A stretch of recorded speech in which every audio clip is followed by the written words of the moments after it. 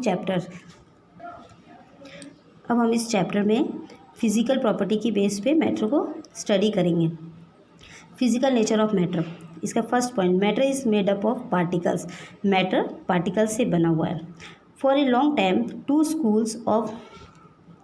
schools of thought prevailed regarding the nature of matter।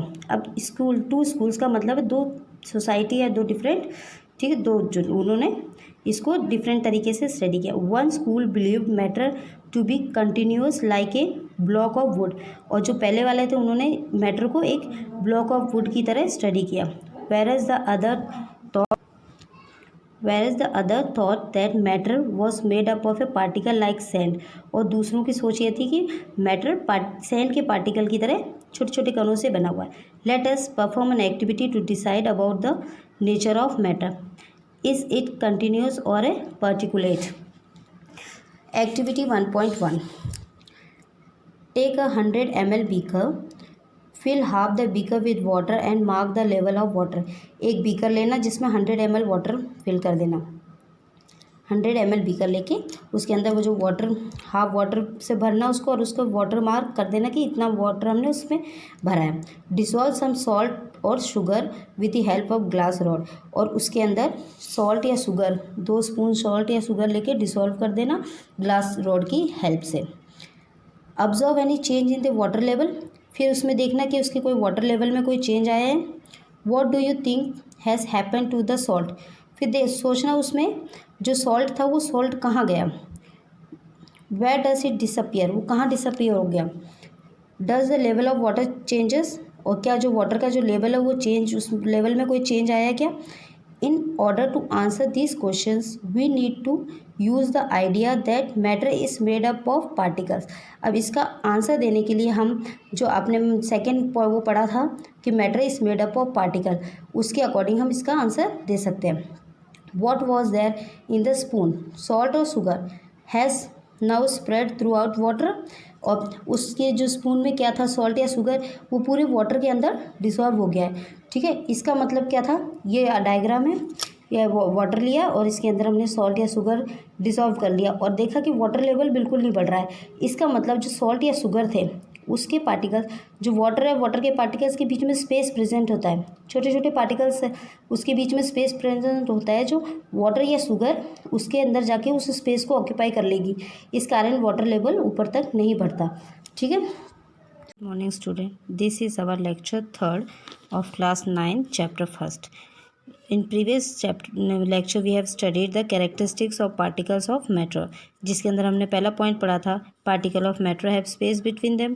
जो particles होते हैं matter के उनके बीच में स्पेस प्रेजेंट होता है। एंड सेकंड पॉइंट था particle of matter are continuously moving. जो पार्टिकल्स होते हैं मैटर के वो कंटिन्यूसली मूव करता है। And today we will study the third point, particles of matter attract each other.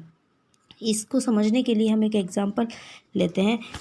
जब आप एक नल को खोलते हो तो उसके अंदर से जो वाटर आता है वो एक स्ट्रीम में आता है, और जब आप उसके नीचे, पानी के नीचे, जो स्ट्रीम के नीचे उंगली लगाओगे तो वो वाटर उंगली के आसपास से डिवाइड हो जाता है। डिवाइड होके जब वो बाउंड्री को क्रॉस कर लेता है, बाउंड्री के बाद वो वापस एक स्ट्रीम में आ जाता है पानी। इसका मतलब क्या होता है, जो वाटर था उसके जो पार्टिकल्स थे उसके बीच में, उन पार्टिकल्स के बीच में क्या था, अट्रैक्शन था। इस कारण वो वापस एक स्ट्रीम में बहने लगता है।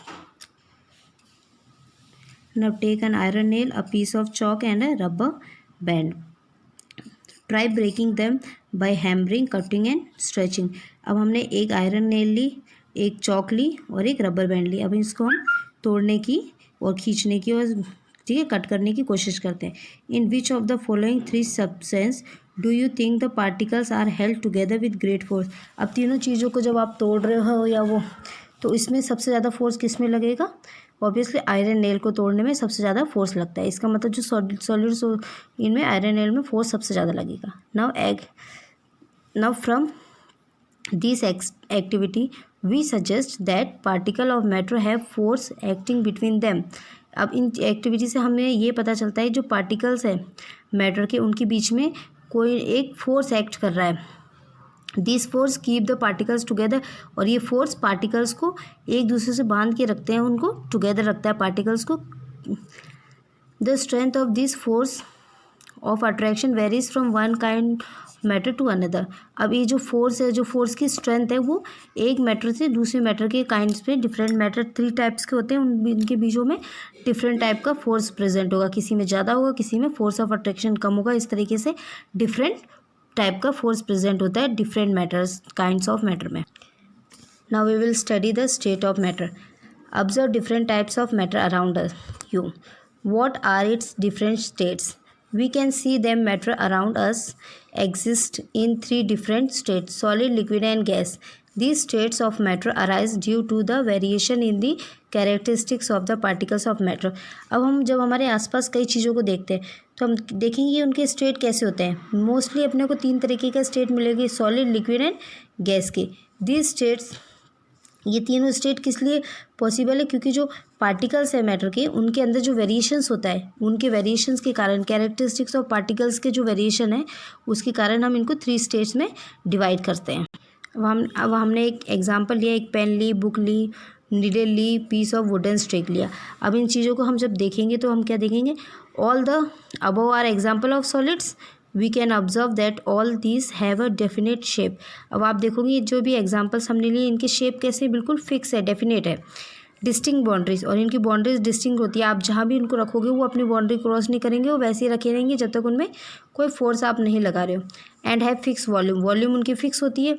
That is have negligible compressible, और उनमें कंप्रेसिबल बिल्कुल नेग्लिजिबल होता है। इसका मतलब उनको आप दबाओगे तो वो नहीं दबेंगे बिल्कुल। Solids have a tendency to maintain their shape when subjected to outside force. अब सॉलिड्स के अंदर क्या होता है? उनकी शेप को मेंटेन करने की टेंडेंसी होती है। जब आप उस पर फोर्स लगाओगे तो अपने वो शेप को चेंज नहीं करेंगे। सॉलिड में break under force but it is difficult to change their shape, और आप उसमें ज़्यादा फोर्स लगाओगे तो वो टूट जाएंगे, 2 टुकड़ों में हो जाएंगे, लेकिन वो अपनी शेप चेंज नहीं करेंगे। इसलिए उनको हमने रिगिड कहा गया। रिगिड मतलब कठोर। Now consider the following. What about A rubber band? Can it change its shape on stretching?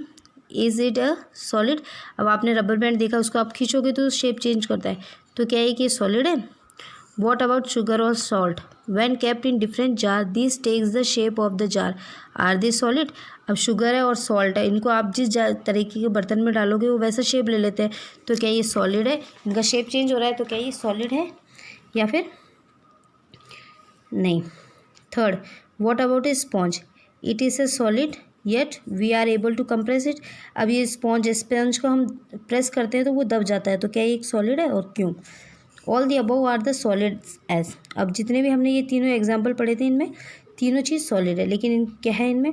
A rubber band changes shape under force and regains the shape when the force is removed.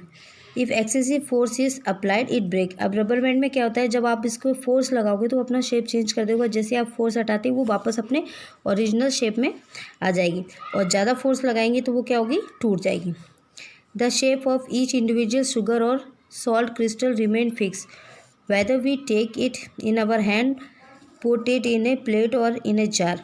अब जो shape है crystal और sugar और salt के जो crystal है उनका shape fix रहता है, चाहे उनको आप हाथ में लो, चाहे प्लेट में डालो, चाहे किसी भी बर्तन में डालो, लेकिन उनके जो क्रिस्टल्स हैं उनके शेप बिल्कुल फिक्स होते हैं।